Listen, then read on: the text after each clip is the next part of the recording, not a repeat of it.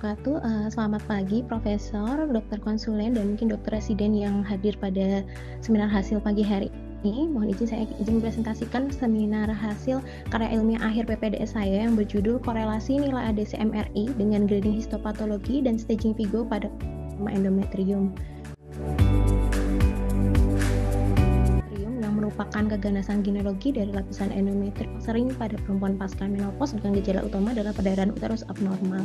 Ini masih menjadi burden utama dan meningkat baik secara global maupun di Indonesia itu sendiri.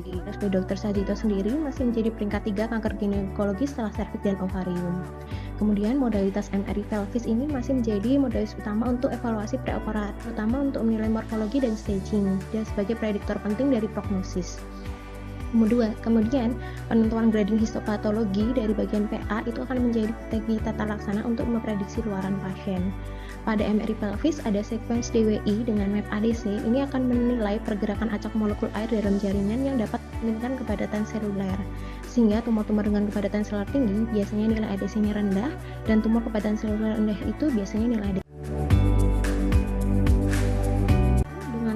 analitik observasional, desain cross-sectional menggunakan data sekunder secara retrospektif di instalasi radiologi Rumah Sakit Umum Dr. Sajito, dan pengambilannya sudah di-ACC oleh etik dan dari izin penelitian dari Dr. Sajito. Kemudian untuk populasinya pasien dengan karsinoma endometrium menjalani pemeriksaan MRI pelvis dalam kurun waktu Januari 2017 hingga Juli 2025 dan memenuhi kriteria inklusi dan eksklusi.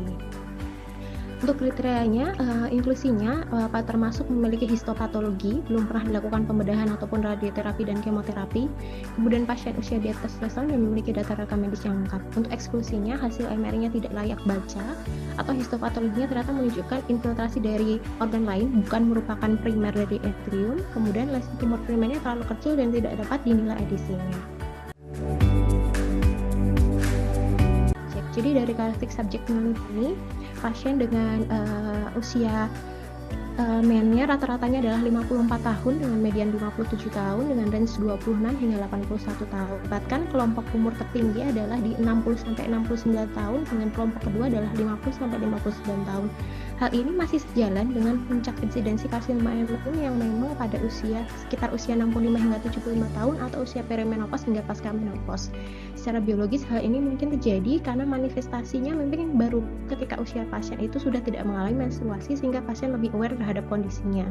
Dan temuan ini juga masih sejalan dengan penelitian oleh Dr. Heru Obsidisarto yang memang menyebutkan bahwa rata-rata usia pasien itu di atas 50 tahun walaupun 9 tahun dengan tipe endometrial carcinoma, staging terbanyak 1B dengan grading terbanyaknya adalah grade 3. Nilai ADC di sini tidak menunjukkan hubungan signifikan, pun cenderung menurun pada tumor dan staging dan grading lebih tinggi. Kemudian nilai ADC rasio TM dan TG menunjukkan korelasi negatif signifikan dengan kekuatan lemak terhadap grading histopatologi. Nilai ADC rasio TG juga berkorelasi negatif signifikan dengan kekuatan sedang terhadap staging Vigo. ADC rasio di sini berpotensi menjadi parameter kuantitatif non-invasif untuk menilai agresivitas tumor, terutama dalam kondisi penggunaan mesin MRI yang bervariasi.